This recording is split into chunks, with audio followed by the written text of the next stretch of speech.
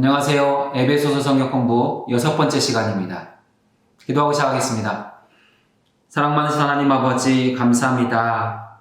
이렇게 좋은 날 하나님의 말씀을 공부할 수 있도록 은혜 베푸시니 감사합니다.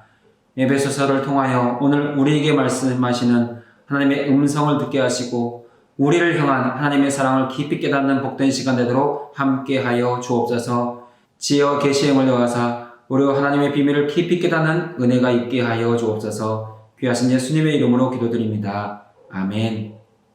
오늘은 제6과 이방인의 포용의 신비에 대한 여담입니다.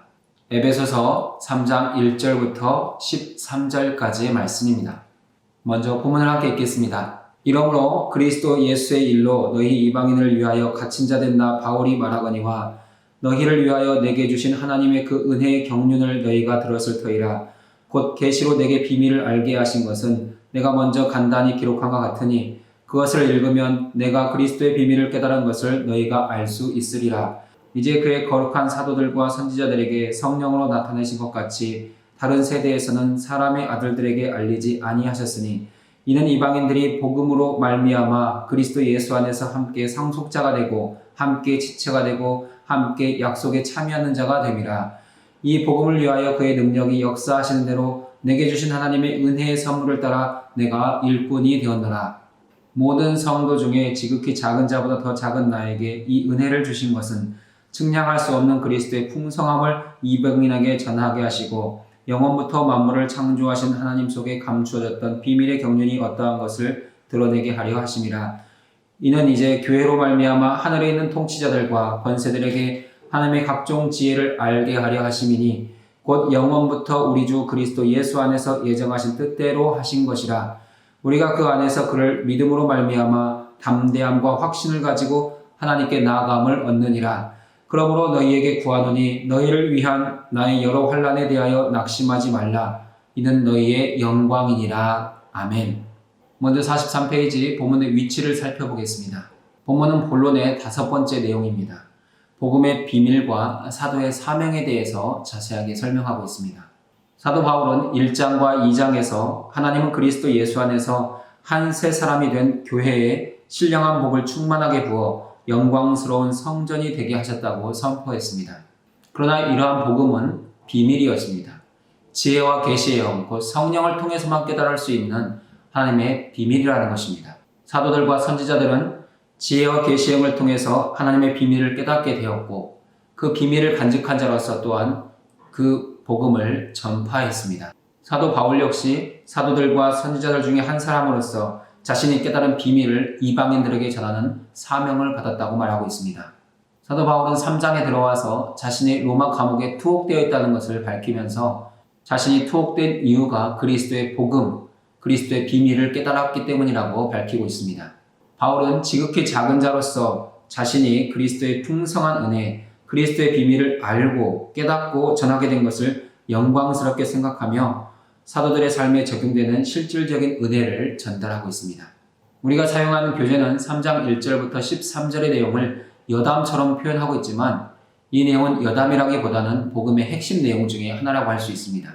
43페이지 두 번째 내용은 본문의 큰 그림입니다. 본문은 13절로 이루어진 짧은 내용이지만 성경 신학자들에 따라서 4단락으로 나누기도 하고 2단락으로 나누기도 합니다.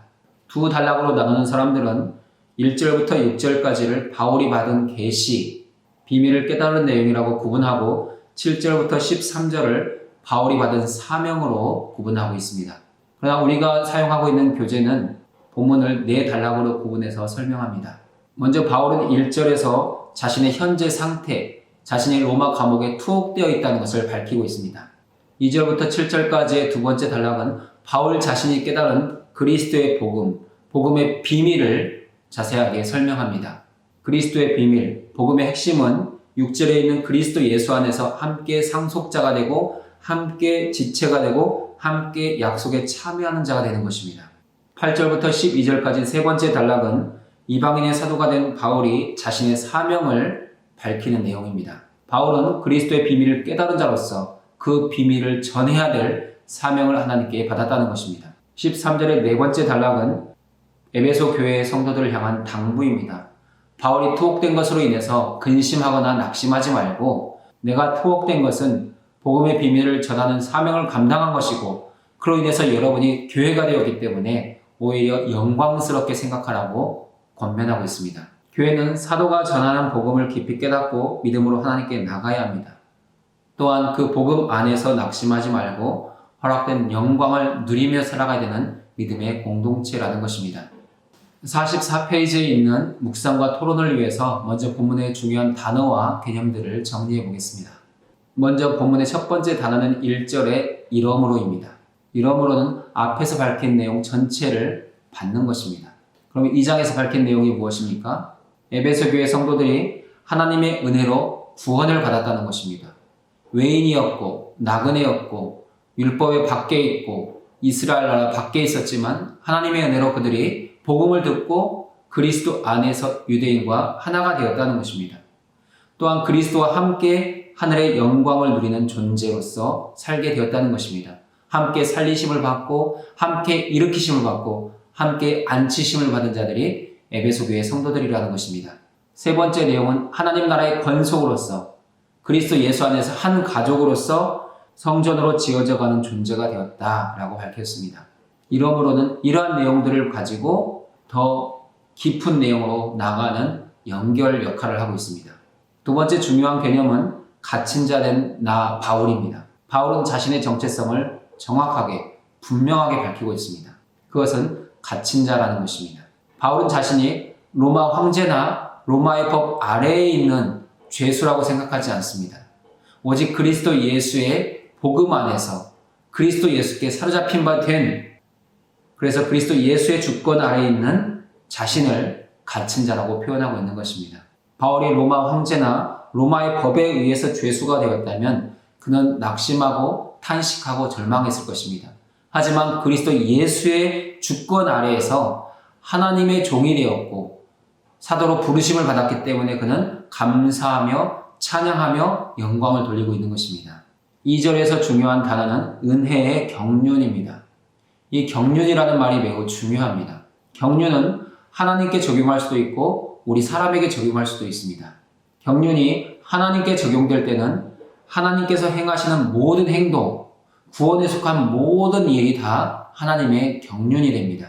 그러나 이 경륜이 우리 사람에게 적용될 때는 주어진 직분, 사명이라고 할 수 있습니다. 바울에게 주어진 하나님의 경륜은 이방인에게 복음을 전하는 직무, 사도로서의 직분입니다. 사도 바울은 이러한 경륜, 사도로서의 직분을 은혜로 받았습니다. 은혜는 구원받을 자격이 없는 죄인들을 구원하려고 베푸신 하나님의 희생적 사랑입니다. 하나님께서 독생자 예수 그리스도를 주시고 독생자의 십자가 죽으심과 부활로 말미암아 죄사함을 얻고 구원을 얻고 영생을 얻게 하셨습니다. 그것이 은혜입니다. 또한 구원만 은혜가 아니라 하나님께서 우리에게 주신 직분, 사명도 은혜라는 것입니다. 그래서 바울은 자신의 직분을 은혜의 경륜이라고 표현하고 있습니다. 본래 사도 바울은 하나님께 이 은혜의 경륜, 사도로서의 직분을 받을 수 없는 사람입니다. 사도 바울은 유대인으로서 그리스도의 복음에 대한 비방자였고 박해자였고 폭행자였으며 죄인 중에 괴수였습니다. 그런데 하나님께서 그런 바울을 선택하셔서 은혜의 경륜, 사도로서의 직분을 맡기시고 이방인들에게 그리스도의 복음, 그리스도의 비밀을 전할 수 있도록 은혜를 베푸셨습니다. 바울이 하나님께 받은 사도의 직분은 바울 자신에게도 은혜이며 이방인들에게도 은혜입니다. 그래서 우리는 은혜의 경륜을 은혜의 직분이라고도 표현할 수 있습니다.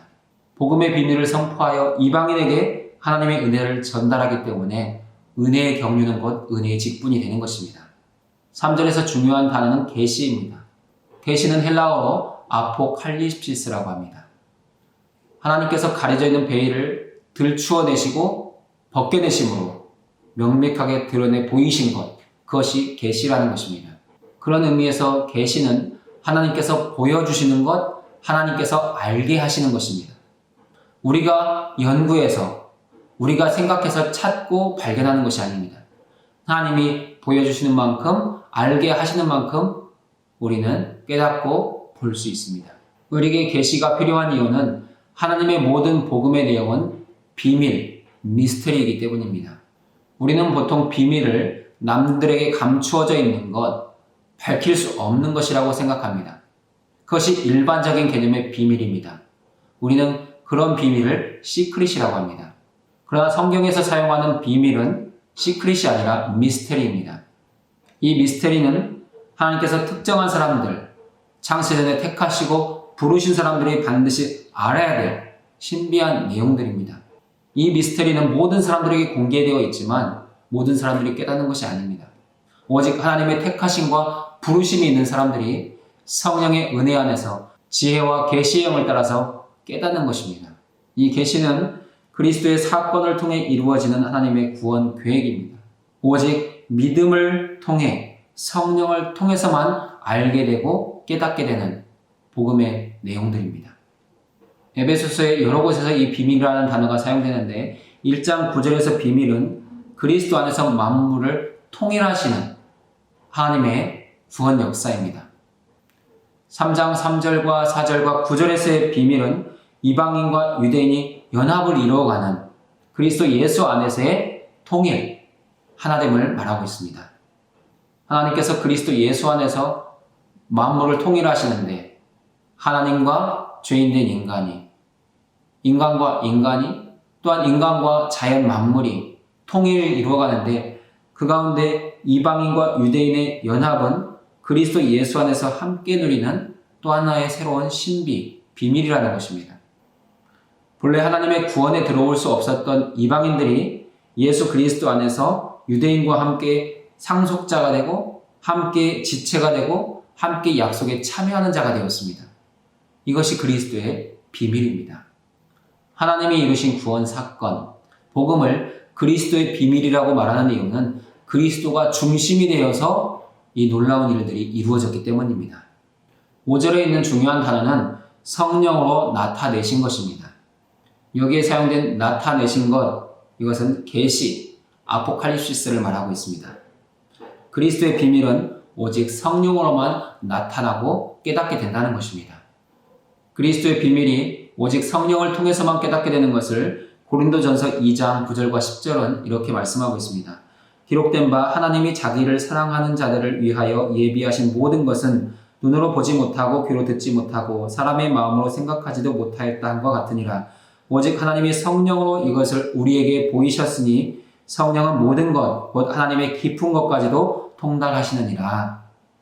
오직 아버지 하나님께서 보내주시는 성령을 통해서만 우리는 하나님의 깊은 것을 깨닫고 그리스도의 비밀을 알게 된다는 것입니다. 5절에 표현된 다른 세대에서는 이 세대들은 구약의 세대, 예수 그리스도가 오시기 이전의 세대들을 말하고 있습니다. 또한 사람의 아들들이라는 표현은 하나님의 택하심, 부르심을 받지 못한 이스라엘 나라 밖의 사람들, 이들을 지칭하고 있습니다. 만약 구약시대를 살아가던 이스라엘 나라 밖의 사람들, 이방인들이 유대인의 전도를 받아서 하나님을 알게 되었다고 할지라도 그들은 할례를 통해서 유대교에 참여해야 되는 한계가 있었습니다. 6절에서 밝히고 있는 함께 상속자가 되고 함께 지체가 되고 함께 약속에 참여하는 자로서의 삶은 살 수 없었다는 것입니다. 6절에서 사용된 중요한 단어는 함께입니다. 이 함께는 유대인과 이방인의 상호 연합을 나타내기 위해 사용된 단어입니다. 유대인과 이방인은 그리스도 예수 안에서 함께 상속자가 되고 함께 지체가 되고 함께 약속에 참여하는 자가 되었습니다. 함께 상속자가 되었다는 것은 과거 이방인들이 이제 그리스도 예수를 믿어 하나님의 아들이 되고 아들로서 기업을 상속하는 자들이 되었다는 것입니다.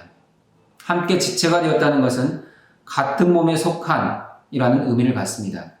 이방인이 유대인과 함께 동등하게 그리스도의 몸을 형성하는 교회가 되어서 한 몸, 한 지체를 이루게 된 것입니다.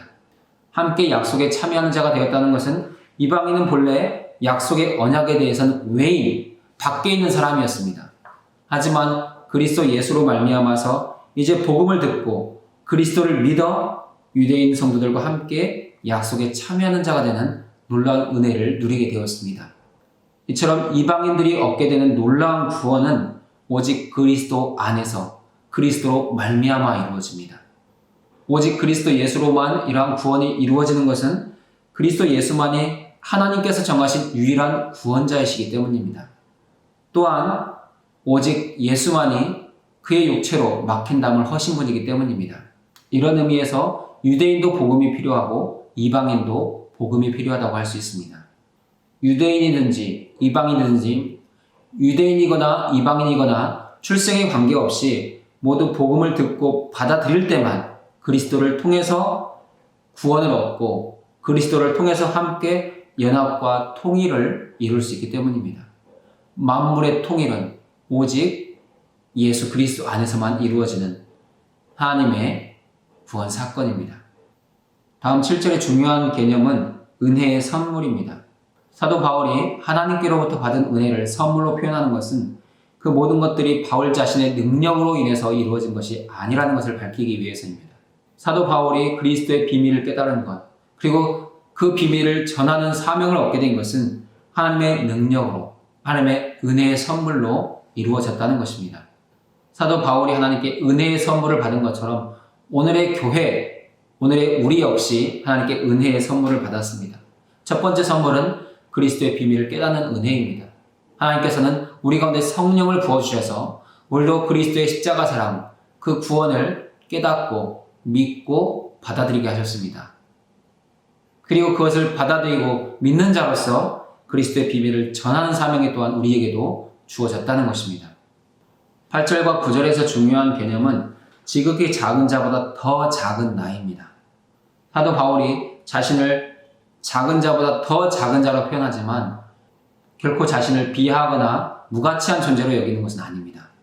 사도 바울이 자신을 지극히 작은 자보다 더 작은 나로 표현하는 것은 자신이 이전에는 하나님께 무가치한 존재였다는 것을 밝히기 위해서입니다. 또한 바울의 이러한 표현은 자격 없는 자에게 존귀한 사명을 맡기신 하나님의 은혜에 대한 깊은 감사에서 나오는 표현이라고 할 수 있습니다. 하나님은 지극히 작은 자보다 더 작은 자로 살아가던 바울을 택하셔서 사도가 되게 하셨습니다. 또한 그리스도 밖에 있던 언약에 대해서 나그네요 외인이었던 우리를 부르셔서 주의 몸된 교회가 되게 하셨습니다. 그리고 우리에게 주신 사명이 있다는 것입니다. 첫 번째 사명은 그리스도의 풍성함을 전하는 사명입니다. 예수 그리스도 안에서 우리는 그리스도의 풍성함을 전해야 합니다. 사도 바울은 1장과 2장에서 그리스도의 풍성함을 5가지로 이야기했습니다. 첫 번째는 죄와 사망에서의 해방입니다. 우리는 예수 그리스도를 믿을 때 죄와 사망으로부터 해방을 얻습니다. 두 번째 풍성한 은혜는 하늘에 앉는 영광입니다. 우리는 더 이상 땅의 존재, 땅만 추구하는 존재가 아니라 하늘의 영광, 하나님의 나라를 바라보는 인생이 되었다는 것입니다. 세 번째 은혜의 풍성함은 유대인과 이방인의 연합, 한 세 사람, 교회가 되어서 함께 그리스도의 모든 은혜를 누리는, 함께 지체가 되고 함께 상속자가 되고 함께 약속에 참여하는 자가 되는 그 복을 누리게 되었습니다. 그리고 예수 그리스도 안에서 주님이 이루신 화평, 막힌 담을 허는 은혜의 삶을 살게 되었습니다.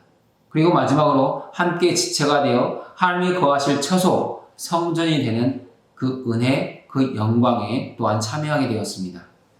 오늘의 교회와 성도는 이러한 풍성한 은혜를 받을 뿐만 아니라 이러한 풍성한 은혜를 전해야 될 사명이 있습니다. 그것이 곧 비밀의 경륜을 드러냄입니다. 오늘의 교회와 성도들은 하나님이 행하신 구원을 모든 사람들에게 밝히 드러내야 될 책임과 사명이 있다는 것입니다. 10절과 11절에 있는 중요한 개념은 하늘에 있는 통치자들과 권세들입니다. 이 하늘에 있는 통치자와 권세는 하늘에 있는 영적인 실체들입니다. 이 영적인 실체에 대해서는 3가지 정도의 견해가 있습니다. 첫 번째 견해는 하늘에 있는 선한 천사들, 하나님이 부리시는 종들이다 라는 해석이 있고, 두 번째 해석은 하늘에 있는 악한 영들, 사단 마귀다 라고 해석하는 견해가 있습니다. 그리고 세 번째 견해는 선하고 악하고의 구분을 두지 않고 하늘에 있는 모든 천사다 이렇게 해석하는 견해가 있습니다. 하나님이 예수 그리스도 안에서 행하신 이 모든 구원의 비밀은 사실 하늘에 있는 통치자와 권세들도 모르는 것이었다는 것입니다. 그리스도의 십자가와 부활을 통해서 죄인들을 구원하시고 그리스도의 풍성한 은혜를 누리게 하시고 그 비밀의 경륜을 통해서 세상 모든 만민을 구원하시는 이 하나님의 구원 사건은 천사들도 몰랐다는 것입니다. 만약 사단 마귀가 예수 그리스도의 십자가 사건이 자신을 멸망시키는 사건이었다는 것을 알았다면 예수를 십자가에 못 박지 않았을 것입니다. 그러나 하나님은 하늘에 있는 통치자들과 권세들도 알 수 없는 이러한 복음의 비밀, 그리스도의 비밀을 통해서 구원을 이루셨습니다. 하나님이 행하신 구원, 그리고 오늘의 교회와 성도들을 통해서 이루어 가신 하나님의 구원은 하나님의 각종 지혜입니다. 이것은 구원에 속한 모든 계획과 실행입니다. 하나님은 천사들을 부리는 영으로 사용하시지만 천사들조차 교회를 통해서 비로소 그리스도의 풍성 비밀의 경륜을 깨닫게 된다는 것입니다.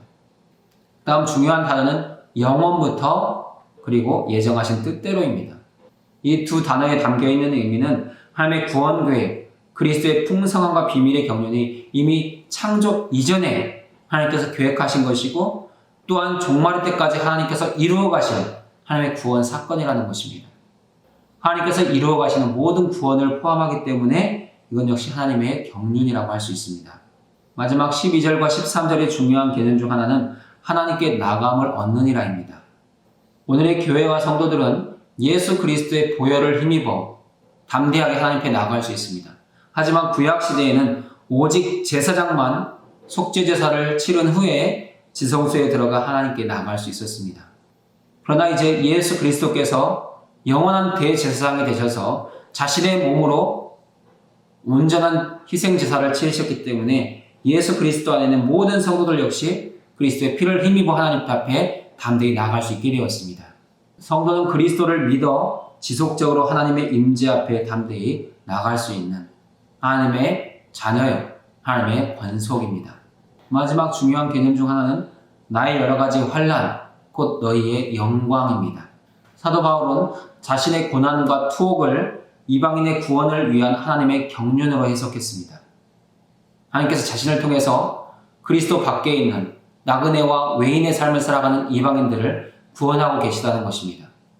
사도 바울은 빌립보서에서 밝히고 있는 것처럼 자신의 투옥이 오히려 복음 전파의 진전이 되었다고 해석할 정도로 자신의 복음 사역에 대한 깊은 감사와 감동을 가지고 있었습니다.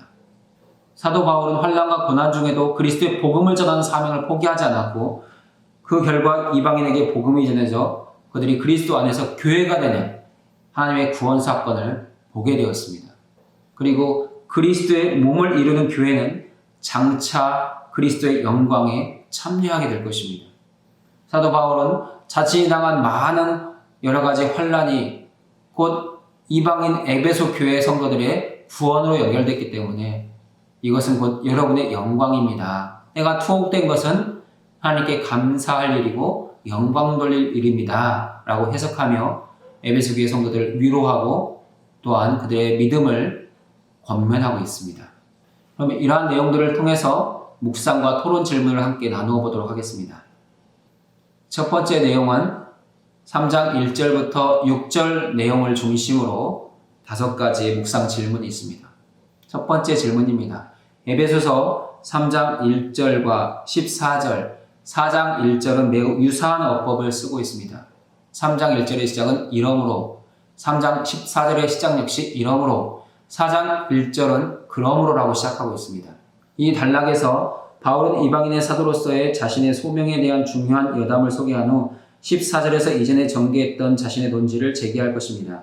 하나님의 은혜의 경륜을 맡은 청지기로서 바울은 하나님과 이방인에게 어떤 의무와 책임을 갖습니까? 사도 바울은 본문 3절에서 자신이 그리스도의 계시를 통해서 이 모든 비밀을 깨달았다고 말합니다. 그리고 자신이 깨달은 그리스도의 비밀을 이방인에게 전할 의무가 있다고 밝히고 있습니다. 7절에서 이 복음을 위하여 내가 일꾼이 되었노라. 내가 깨달은 이 그리스도의 비밀을 여러분에게 전하는 것이 내 의무입니다. 라고 밝힙니다. 또한 8절과 9절에서는 자신이 해야 될 책임을 밝히고 있습니다. 그것은 이방인들에게 주어진 그리스도의 풍성함, 곧 비밀의 경륜을 알게 해야 될 책임이 있다고 말하는 것입니다. 사도 바울에게는 이방인들에게 그리스도의 비밀을 알게 하고 전해야 될 의무가 있었는데 단지 그것만 전하는 것이 아니라 그 비밀 안에 있는 은혜의 풍성함을 이방인들이 충분히 깨달을 수 있도록 해야 될 책임도 함께 있었다는 것입니다. 44페이지 2번 질문입니다. 내가 먼저 간단히 기록한 것 같으니 라는 언급은 그 뜻의 비밀을 아는 것을 다시 상기시킵니다. 에베소서 3장 3절에서 바울은 계시로 내게 비밀을 알게 하신 것에 대해 말합니다. 바울이 이처럼 비밀이라는 표현을 사용하는 모습은 에베소 교회의 이방인 신자들에게 어떤 위로와 격려가 될 수 있습니까? 원래 이방인 신자들에게는 그리스도의 비밀이 허락되지 않았습니다. 그런데 하나님은 외인, 나그네로 살아가던 이방인 신자들을 구원하시기 위해서 그리스도의 비밀을 먼저 깨달은 사도 바울을 그들에게 보내셨습니다. 하나님께서 그리스도 예수의 일꾼인 바울을 보내셔서 비밀을 보고 듣고 깨닫게 하셨다는 사실은 이방인 신자들로 하여금 하나님의 사랑과 은혜를 깊이 깨닫고 감사하며 찬송하며 영광 돌리게 했다는 것입니다. 이러한 하나님의 은혜와 사랑은 이방인 신자들에게 대단한 위로였고 격려가 되었습니다. 44페이지 세 번째 질문입니다. 바울은 이 비밀을 그리스도의 비밀이라고 말하면서 복음과 관련시키고 있습니다. 이 비밀과 관련하여 에베소서 3장 5절에서 바울은 어떤 독특한 안목을 보여주고 있습니까? 교회가 바울이 투옥된 상황의 본질을 상당 부분 이해하는 데 이 같은 안목이 도움이 되는 이유는 무엇입니까? 사도 바울은 그리스도의 비밀이 성령을 통하지 않고는 깨달을 수 없는 미스테리, 신비라고 말하고 있습니다. 하나님은 그리스도의 비밀을 깨달은 사도 바울을 이방인들에게 보내셨고 그 과정 속에서 사도 바울은 투옥되었습니다. 그러나 이 투옥은 로마 황제나 로마 법 아래로의 투옥이 아닙니다. 예수 그리스도의 사도, 예수 그리스도의 종으로서의 투옥입니다. 사도 바울은 에베소 교회가 자신이 투옥된 상황의 본질을 깨닫기를 원했습니다. 자신이 법을 어기거나 로마 황제에게 투옥된 것이 아니라 하나님께 사로잡힌 바 되었다는 것을 알기를 원했다는 것입니다. 에베소 교회가 이러한 본질, 이러한 이해를 깨닫는다면 그들은 낙심하지 않게 될 것이고 오히려 하나님께 영광을 돌리게 된다는 것입니다. 45페이지 네 번째 질문입니다. 바울은 에베소서 3장 1절부터 5절에서 이 비밀과 자신이 긴밀한 관계를 맺게 된 배경을 소개합니다. 마침내 6절에서 이 비밀의 내용을 드러냅니다. 이 비밀의 내용은 전에 구약이나 복음서에 게시되지 않았던 하나님의 계획에 대한 지식을 어떻게 더 첨가합니까? 이 비밀은 복음에 대해 어떤 연관성을 갖습니까? 6절에서 밝히고 있는 것처럼 구약 성경이나 복음서에서 게시하지 않았던 하나님의 계획은 세 가지입니다. 함께 상속자가 되는 것, 함께 지체가 되는 것, 함께 약속에 참여하는 자가 되는 것입니다. 사실 구약 성경 안에서 이스라엘 밖의 사람들, 이방인들의 구원에 대해서 조금씩 설명은 되는 부분은 있지만 그렇게 구체적으로 함께 상속자, 함께 지체, 함께 약속에 참여하는 자가 되는 비전은 제시되지 않았습니다. 사실 구약 성경과 복음서에서는 이방인의 구원에 대해서 말하고는 있지만 그 한계, 경계선이 분명하게 제시되고 있다는 것입니다. 그러면 이 비밀은 복음에 대해 어떤 연관성을 갖습니까? 이 비밀은 곧 복음입니다. 하나님의 계획, 하나님의 뜻 안에만 있던 비밀이 그리스도의 복음을 통해서 구체적으로 현실로 드러나게 되었습니다. 예수 그리스도의 십자가와 부활, 승천, 영광을 통해서 교회는 그리스도의 몸으로서의 그 모든 은혜를 함께 누리는 존재가 된 것입니다. 하나님의 계획과 뜻은 오늘의 교회, 우리 성도들을 통해서 우리의 현실 속에서 구체화되고 있다는 것입니다. 이 비밀은 여전히 감추어져 있지만 그리스도 예수 안에서 그리스도 말미암아 성령의 인도하심을 받는 교회와 성도들은 밝히 알 수 있는 것이고 여전히 세상은 알 수 없는 것입니다.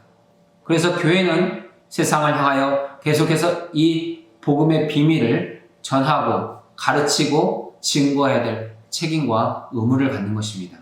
다섯 번째 질문입니다. 계시로 드러난 비밀의 내용을 감안할 때 바울이 먼저 여러 구절에서 이러한 배경을 언급하는 이유는 무엇입니까?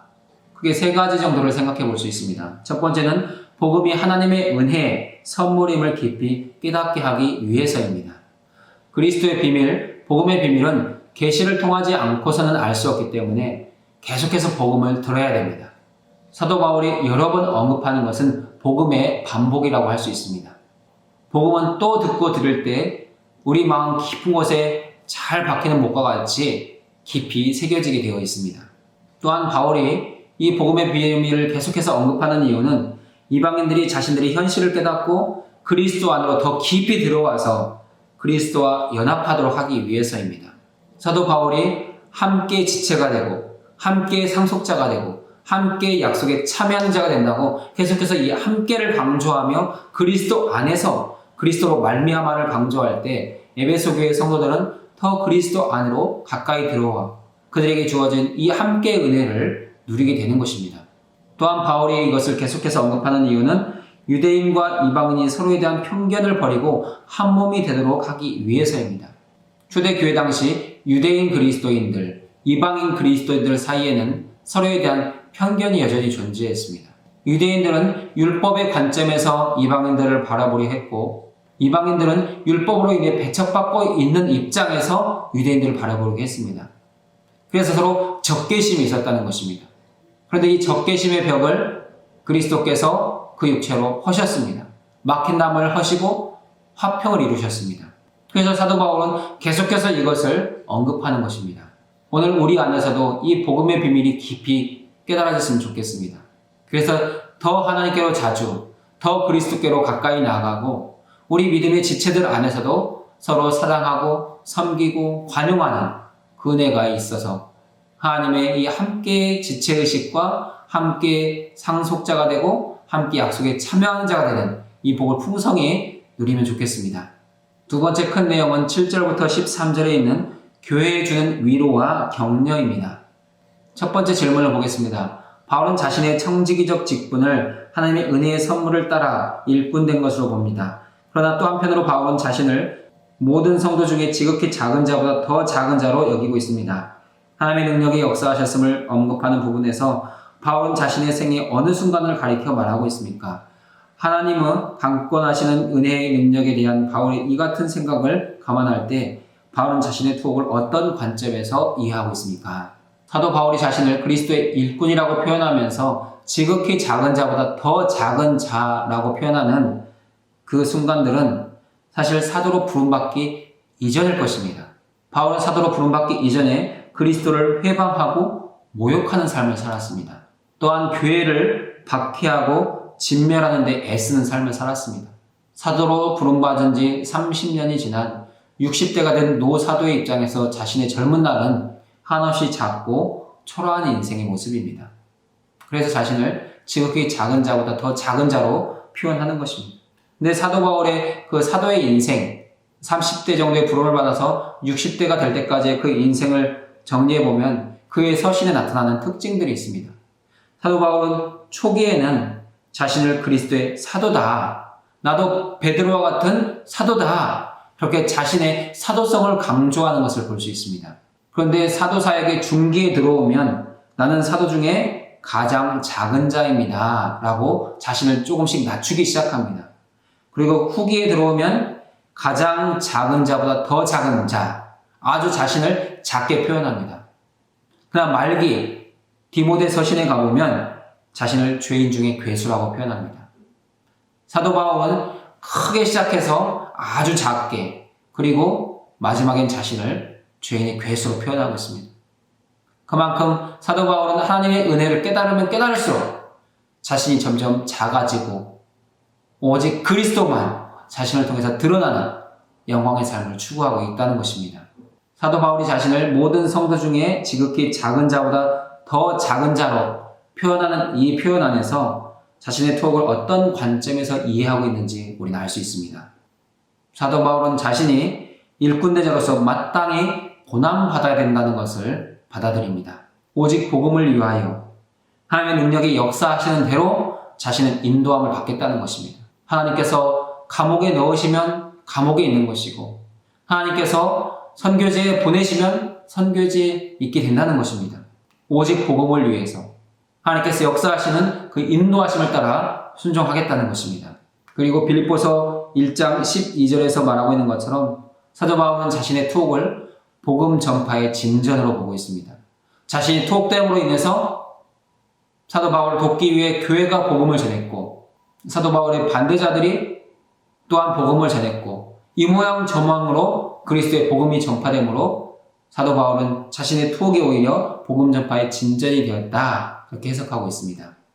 오늘 사랑하는 여러분의 인생은 복음 전파에 귀하게 쓰임받고 계십니까? 그리스도 예수 안에서 교회가 된 성도, 하나님의 일꾼으로 부름받은 우리 모두는 매일 매 순간 복음을 전해야 될 의무와 책임을 갖는다는 것을 늘 기억하시기 바랍니다. 46페이지 두 번째 질문입니다. 바울이 이방인에게 전한 복음을 묘사하기 위해 측량할 수 없는 그리스도의 풍성함이라는 표현을 쓴 이유는 무엇입니까? 에베소 교회가 영원부터 만물을 창조하신 하나님 속에 감추어졌던 비밀의 경륜이라는 표현을 들었을 때 그들은 이스라엘과 이방인을 향한 하나님의 계획에 대해 무엇을 더 알게 되었겠습니까? 사도 바울은 그리스도 예수 안에서 이방인들이 얻는 이 하나님의 구원이 얼마나 풍성한지를 알도록 하기 위해서 측량할 수 없는 그리스도의 풍성함이라고 표현합니다. 그만큼 하나님의 구원은 부요하고 충만하고 넘친다는 것입니다. 비록 그 삶의 자리 환경이 어떠하든지 이 하나님의 구원의 풍성함은 세상의 것들과 비교할 수 없는 아주 귀한 것이고 가치 있는 것입니다.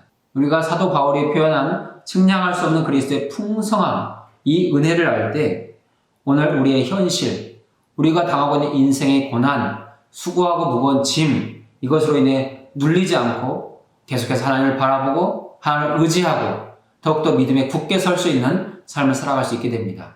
때때로 우리 자신에 대해서 스스로 낙심하고 좌절하기도 하지만 결코 하나님의 구원 계획은 후퇴하거나 작아지지 않는다는 것을 깨달으면서 우리는 오히려 그 하나님의 풍성한 은혜를 향해 나갈 수 있는 힘과 위로와 격려를 얻게 되는 것입니다. 오늘 사랑하는 여러분의 현실이 어떠하든지 그리스도의 풍성한 은혜가 넘친다는 것을 기억하시면서 그 은혜를 향해서 더 가까이 나가실 수 있기를 바랍니다. 또한 오늘의 교회가 영원부터 만물을 창조하신 하나님 속에 감추어졌던 비밀의 경륜이라는 표현을 통해서 알게 되는 하나님의 계획이 있습니다. 그것은 그리스도 예수 안에서 그리스도의 십자가 부활로 죄와 사망에서 해방되었다는 것입니다. 또한 그리스도와 함께 하늘의 영광에 참여하는 것이고 또한 하나님께서 부르신 모든 성도들과 함께 새로운 인류, 그리스도 예수 안에서 이방인과 유대인이 하나가 된 것처럼 오늘의 교회와 성도들이 하나가 된다는 그 교회로서의 지체의식을 깨닫게 될 것입니다. 또한 그리스도 예수 안에서의 평화를 누리게 되고 하나님의 영적인 성전이 되어서 함께 하나님의 임재를 누리며 살아가는 믿음의 공동체로서의 자기 정체성을 깨닫게 되는 것입니다. 46페이지 세 번째 질문입니다. 바울의 복음 전파에 담긴 하나님의 의도는 교회를 통해 하늘에 있는 통치자들과 권세들에게 하나님의 각종 지혜가 선포되는 것에 있습니다. 지금까지 에베소서에서 바울이 말한 모든 것을 고려할 때 결국 이 지혜는 무엇을 뜻합니까? 왜 하나님은 권세들로 하여금 이 지혜를 보게 하려 하십니까? 하나님께서 복음 전파를 통해 하늘에 있는 통치자들과 권세들에게 보여주시는 지혜는 그리스도 안에서 만물을 통일하는 우주적인 구원 계획입니다. 하나님은 예수 그리스도의 십자가를 통해서 만물의 통일을 시작하셨습니다. 만물이 통일되는 그 구체적인 현실, 구체적인 증거가 그리스도 예수 안에서 이방인과 유대인이 새로운 인류, 교회가 되는 것입니다. 하나님은 권세들로 하여금 교회를 보게 하심으로 하나님의 지혜를 깨닫게 하십니다. 그 지혜는 하나님의 백성을 대적하는 마귀의 세력이 멸망할 때가 가까이 이르렀다는 것입니다. 사단 마귀는 교회를 볼 때마다 자신의 멸망이 가까웠다는 것을 깨닫게 됩니다. 46페이지 네 번째 마지막 질문입니다. 그리스도 안에서 바울과 에베소 교회는 담대함과 확신을 갖습니다. 이 같은 표현은 어떤 활동을 가리킵니까? 교회를 위해 바울이 받은 고난에 대해 그들이 소식을 듣는 가운데 이런 활동은 교회에 어떤 위로와 격려가 될 수 있습니까? 그리스도 예수 안에서 담대함과 확신을 갖는 표현들은 하나님을 향한 예배, 하나님을 향한 섬김, 사랑, 헌신, 여러 가지 교회 사역들을 가리키는 것입니다. 에베소 교회 안에는 유대인도 있었고 이방인도 있었습니다. 이들은 함께 하나님 앞에 예배하며 하나님을 높여드리고 하나님의 풍성한 은혜를 서로 나누는 통로가 되었습니다. 에베소 교회는 담대함과 확신 가운데 그리스도를 믿고 지속적으로 하나님의 임재 앞으로 담대하게 나아가게 되었습니다. 교회는 비록 사도 바울이 투옥되었다는 소식을 듣게 되지만 이 담대함과 확신을 가지고 하나님 앞에 나가 사도 바울의 사역을 위해서 기도했고 교회의 평안을 위해서 기도했고 사도 바울이 그러한 상황 속에서도 계속해서 복음 전하기를 힘쓸 수 있도록 기도했다는 것입니다. 그럼 바울이 받고 있는 고난 소식 가운데 담대함과 확신의 활동은 교회에 어떤 위로와 격려가 될 수 있습니까? 크게 세 가지 정도를 생각할 수 있는데 첫 번째는 두려움 없이 담대하게 하나님 앞에 나아가며 그리스도의 풍성함을 누리게 했다는 것입니다. 사도 바울의 투옥 소식으로 인해서 에베소 교회는 위축될 수 있었습니다.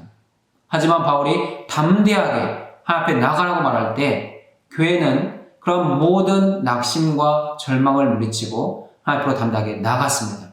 그래서 하나님의 풍성한 은혜를 누리게 되었습니다. 두 번째, 바울의 환난을 자신들의 영광으로 여기게 되었습니다. 바울이 투옥된 것은 그리스도의 비밀을 깨달은 자로서 자신에게 주어진 의무와 책임을 다하는 결과이기 때문입니다. 그리고 바울이 그 의무와 책임을 다하는 만큼 이방인 교회는 더 많은 복음의 그 풍성함을 누릴 수 있게 되었습니다. 그래서 에베소 교회는 사도 바울의 환난을 자신의 낙심거리로 삼지 않고 오히려 하나님의 영광으로 삼게 되었다는 것입니다. 그리고 그것을 깨달았을 때 에베소 교회는 하나님을 찬미하는 믿음의 공동체가 되었습니다. 이상으로 우리가 살펴본 단어와 개념, 묵상과 나눔을 가지고 복음신앙 메시지, 성경신앙 메시지, 조직신앙 메시지를 정리해 볼 수 있습니다. 본문의 복음 메시지는 두 가지입니다. 첫 번째 복음은 담대함과 확신입니다. 우리가 복음을 통해서 그리스도의 비밀을 깨닫고 하나님을 아버지로 섬기기 전까지는 우리는 세상의 풍조의 세계관을 따랐습니다. 하지만 그리스도인이 된 이후에는 더 이상 세상의 풍조를 따르지 않습니다. 하나님은 그런 우리의 인생의 환경들을 바꾸어 가십니다.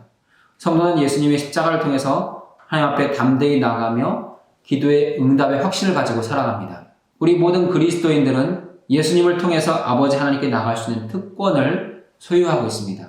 그래서 언제든지 담대하게 확신을 가지고 하나님 앞에 나가는 것입니다. 우리가 죄인이었을 때, 우리가 그리스도 밖에 있었을 때는 상상도 할 수 없는 일입니다. 하지만 지금은 그리스도 예수 안에 있기 때문에 더욱더 담대함과 확신을 가지고 아버지 앞에 나가 얼마든지 구할 수 있고 두드릴 수 있고 찾을 수 있는 그러한 삶을 살게 되었다는 것입니다. 두 번째 복음신앙 메시지는 그리스도를 위한 고난입니다. 믿음을 따르는 그리스도인의 삶에는 어떤 형태로든지 고난과 핍박이 있게 됩니다. 복음의 적대적인 배우자 때문에 고난을 당할 수도 있고 심지어 그리스도의 이름을 구하고 찾는 자들이 죽음의 위협, 순교의 상황을 맞이하는 경우도 있습니다. 그러나 이러한 그리스도인의 고난, 핍박, 순교 이 모든 것들은 이상한 것이 아닙니다. 예수님은 너희가 나로 인해서 세상이 너희를 미워할 것이라고 말씀하셨습니다. 그러나 오늘 우리가 당하는 고난과 핍박 등으로 인해서 믿음에서 물러서지 않아야 합니다. 왜냐하면 고난의 시간은 잠깐이기 때문입니다. 이 잠깐의 시간이 지나면 우리는 하나님의 나라에서 천국에서 영원히 하나님과 함께 왕노릇하게 될 것입니다.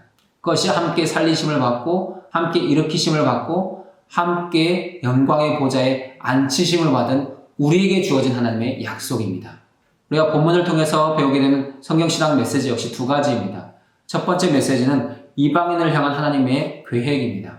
구약 성경은 그리스도 이전의 하나님의 구원 계획을 우리 가운데 보여주고 있습니다. 하나님 모든 민족들 가운데 이스라엘을 택하여 부르셨습니다. 이스라엘은 이방 사람들에게 하나님을 보여주고 하나님을 알게 하는 통로입니다. 그러나 이스라엘은 자신들에게 주어진 사명에 실패했습니다. 이제 하나님은 그리스도 예수를 통하여서 실패한 이스라엘 밖에 살던 이방인들을 함께 부르시고 함께 한 몸, 지체가 되게 하십니다. 바로 교회가 되게 하셔서 하나님의 구원 계획을 세상 모든 사람들에게 알게 하고 또한 하늘의 권세와 하늘의 통치자들에게도 알게 하십니다. 이방인을 향한 하나님의 구원 계획은 하나님의 지혜 중에 지혜입니다. 본문의 두 번째 성경신앙 메시지는 신약을 통해 완성되는 구약입니다. 신약은 구약 속에 감추어져 있고 구약은 신약 속에서 드러난다는 어거스틴의 유명한 말이 있습니다. 이 말의 의미는 신약에서 이루어진 모든 구원이 이미 구약에서 씨앗으로 심겨졌다는 것입니다. 이방인을 향한 구원 계획은 이미 구약 시대부터 하나님께서 주신 약속의 말씀이고 이것은 교회를 향한 부르심 그리고 교회를 세우심으로 구체적으로 드러나는 현실이 되었습니다. 마지막 조직신앙 메시지에도 두 가지 메시지가 있습니다. 첫 번째 메시지는 신비입니다. 이 신비는 구약 성경에서 감추어졌던 진리가 신약 성경을 통해서 밝히 드러났다는 것입니다. 하나님은 이 신비를 자기 백성들 가운데 드러내시기 위해서 성령으로 깨닫게 하십니다. 그리고 성령을 통해서 자기 백성들 가운데 거주하십니다. 우리 모두는 하나님의 거룩한 성전이 되어 하나님의 거하실 처소로 함께 지어져가는 교회입니다. 또한 우리는 그리스도 예수 안에서 죽음 이후의 소망을 가지고 살아가고 있습니다. 죽음 이후의 소망은 그리스도의 부활을 통해서 이미 성취된 것입니다. 그리고 주님의 재림의 날 우리의 몸의 부활을 우리는 경험하게 될 것입니다.